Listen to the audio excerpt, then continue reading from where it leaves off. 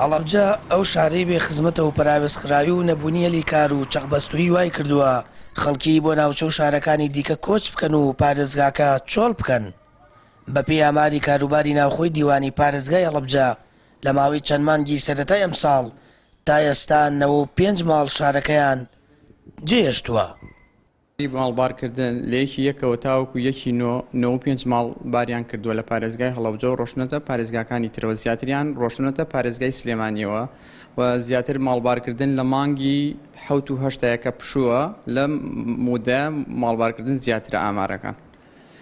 بەس بە بەراورد بە ساڵەکانی کە ئەمساڵ کەمتر بووەتەوە ئاماری ماڵبارکردن. هەرچەندە ئاڵەبجە لەلایەن سەرمایەداران و خێرخوازانەوە هەوڵی ئاوەدانکردنەوە و بوژانەوەی دەدەن، بەڵام ئەوە دڵی چین و توێژەکان لە شارەکەیان جێگیر ناکات.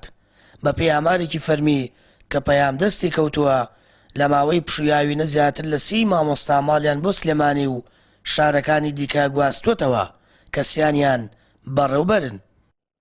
لە دوای بە پارێزگابوونی هەڵەبجەش نەتوانراوەکو پێویست خزمەتی ئەم شارە بکرێ،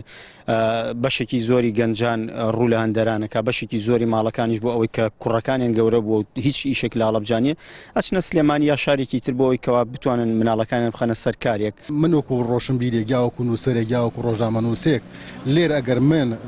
نەفەسی ژیانکردنم نەبێ و توانای ئەوەم نەبێ بتوانم گۆڕانکاری دروستکەم و ڕێگر بن لە بەردەم خواستەکانم و ئاواتەکانم و هیواکانما ئەبێ بەڕاستی ئەم شارە جێبێڵم لەبەرەوەی کە خۆ ئەوە نییە سلێمانی ژیانی تیابیان ئەو لەر ژیانی تیابێ وانش نموزەجەکن، ینی کەم تا زۆر ئێمە ڕەنگە ئەوان لە ڕووی ژمایی دانیشتوان و زیاتر بن هەلیکار تۆزێک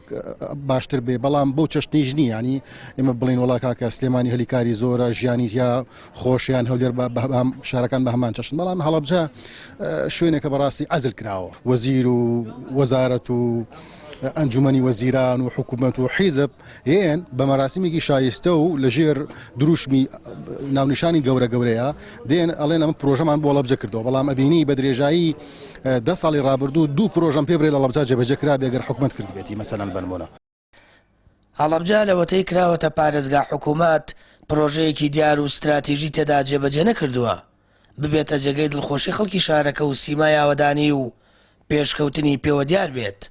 زیاتر لە 30 ساڵە شارەکە بەڵێنی بێکرداری پێدەدرێت و بە پێیوتەی هاوڵاتیەکانی ڕۆژ لە دوای ڕۆژ خەڵک بێومێت دەبێت و لە ڕووی یابووری و کەرتەکانی دیکەوە بۆ دواوە دەگەڕێتەوە و بەر پاساوێک ببێت دانیشتوانەکەی شارەکە بەجێدێڵن. ئەوەی پێویستە حکوومەت ئەنجامی بدات لایەکی جدی لە هەڵەبجەوە رامان بکاتەوە،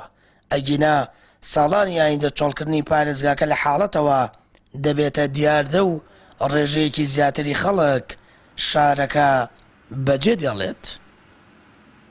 سامان فەتاح، کەناڵی ئاسمانی پەیام، هەڵەبجە.